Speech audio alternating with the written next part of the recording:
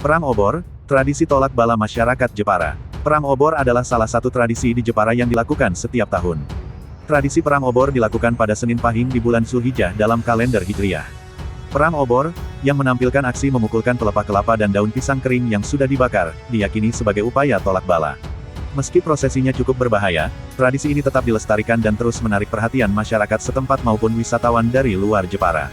Lalu, bagaimana asal-usul perang obor Jepara? Meski prosesinya cukup berbahaya, tradisi ini tetap dilestarikan dan terus menarik perhatian masyarakat setempat maupun wisatawan dari luar Jepara.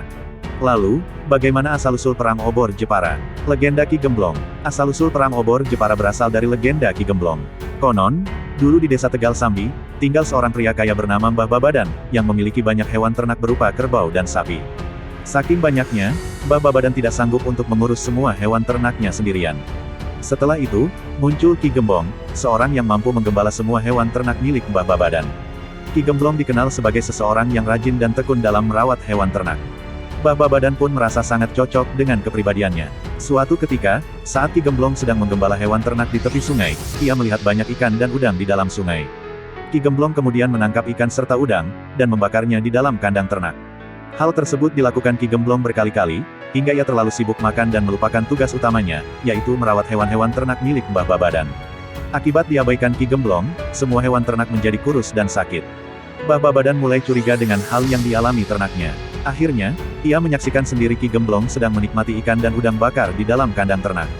Seketika itu, Mbah Babadan marah dan memukul Ki Gemblong menggunakan pelepah kelapa yang sudah dibakar. Tidak terima dengan pukulan itu, Ki Gemblong memberi membalas memukul menggunakan pelepah kelapa yang sudah dibakar.